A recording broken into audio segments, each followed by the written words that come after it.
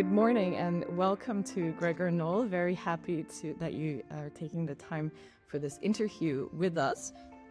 So let me ask the first question. Can you tell us a bit about your research on artificial intelligence and legal decision-making in contemporary conflicts? Yeah, thank you very much, Anne.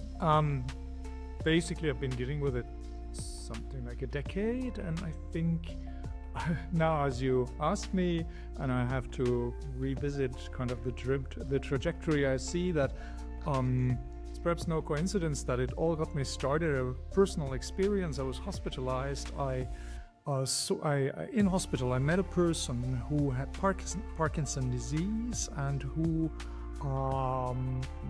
basically was a sort of guinea pig for a novel technology called deep brain stimulation. So this is not at all about AI, it's about neurosurgery of sorts. Also, they basically wanted to give that man back the capability to walk and to use his muscles, which they in a way succeeded, but the trade-off was language. So he could walk, but his speech became worse. And that really left a deep impression. So I wondered, what is that? That put me on track to research the uses of neurotechnology, which was really a far out thing in the military domain in 2014, when I started to write the piece. And so the piece asked the question, will we be able to apply IHL under conditions of neurotechnological targeting? That was basically the scenario I was going for. And at the time, probably there was no application whatsoever that would be on the market, so to say, for that. But there was literature, and it was dealt with as being partly in the domain of the weird and the wonderful, but people were serious about it. I remember we went to the ICRC and talked to them about stuff and so on. And there, I think the important outcome of that exercise was to see that, well, basically the major loss here is the loss of language. You no longer have these conversations between the legal advisor and the commander, where we imagine IHL decision-taking to take place, where the law is brought into a kind of a human cognitive process of sorts. And I thought that was interesting, and there's a literature to deal with that. I was drawing on Heidegger, I was drawing on, obviously, the debates on Cartesianism there. It was very educational, and I was kind of enthralled to the theme. So it didn't quite leave me. So 5 years later, I tried again. I wrote a contribution to an anthology, which I co-edited with a number of friends and colleagues. And there I tried to write about the uses of algorithmic warfare, basically. So that's a volume called War and Algorithm. I contributed a chapter, and there I really tried to understand in a way what happened when you add artificial intelligence and automate certain processes of cognition and decision taking. And to my mind, it became ever more clear to me that there's a kind of an ontological separation going on there. We're coming from, as lawyers, we're coming from a kind of a very deeply rooted understanding of normativity. It goes back in the Western tradition to monotheism. It is very much premised on a learning process, a human learning process. We as lawyers study the books, we go out, meet reality, we fail, we go back to the books, and so on. It's a circular process. And that is disrupted by AI because we are, voluntarily outsourcing part of the learning process and saying, hey, software, please help me with this difficult computing. And when you do that, that's a major disruption. I think I want to content myself. The conclusion was it's a major disruption, and you can frame it by saying there are two different ontologies standing against each other. And that was interesting to me. So this kind of monotheism versus cybernetics type of situation, which I found interesting. And I still think that is something that is underappreciated. So I think that's something we need to work more on to understand. What is this rift? And I mean, there's a kind of a historical trajectory we're in now.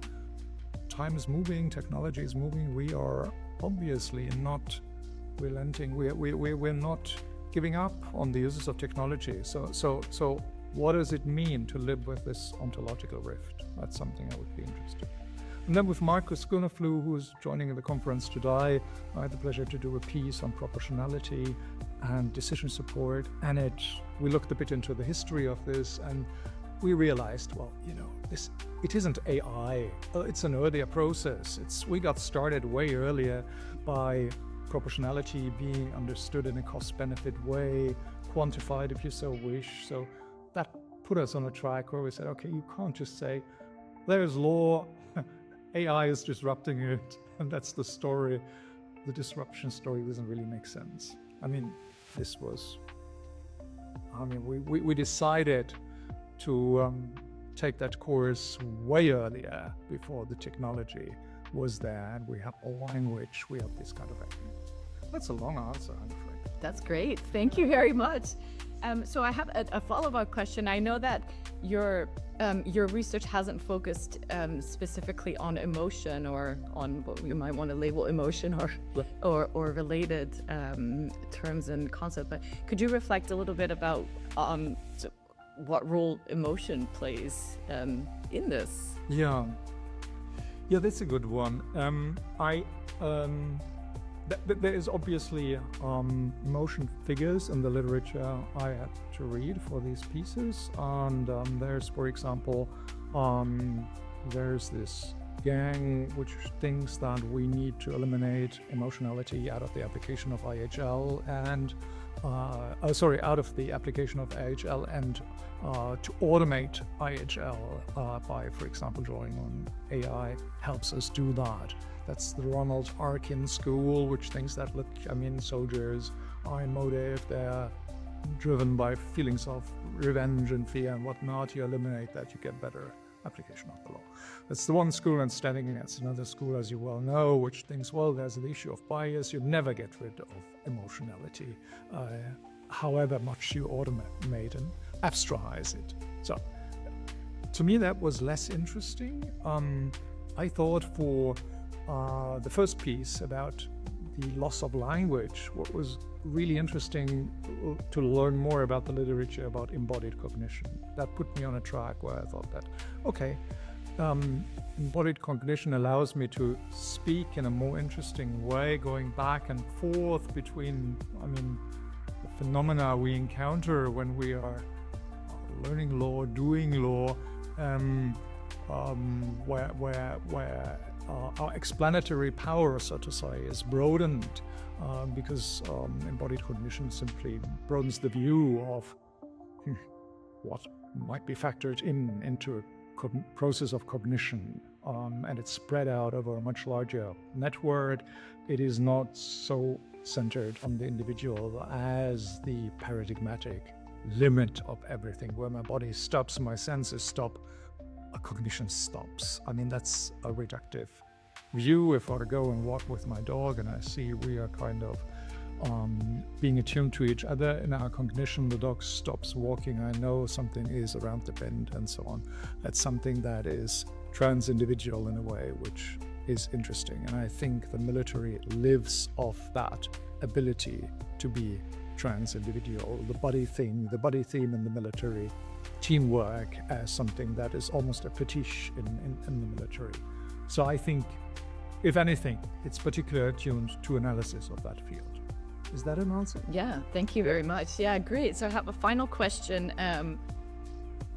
If you could give us some of your thoughts on what you think the most pressing questions are in thinking about not just artificial intelligence, but the application of new technologies in warfare, and what that means for international humanitarian law. What are the questions that we need to be dealing with?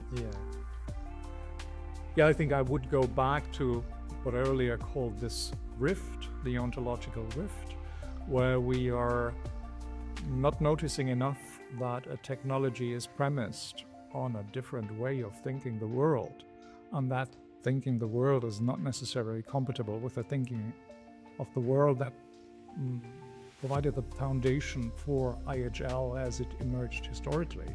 So the point is not, hey, let's have this wonderful historical IHL. It's so great, it's going to give us justice in warfare. But the point is, there's a deep incommensurability between the two systems of thought, which are provisionally labeled law versus cybernetics, but you can give it any name you want, as long as you see that, well, there are these differences, and you're going to bump up onto these differences in application situation, but I'm pretty sure that you're going to paper them over because the investment is so large. You paid for these systems, you kind of organized your militaries around them and whatnot, and we discursively affirm that, well, yeah, there are certain issues we need to discuss, by and large, I mean, this is technological progress.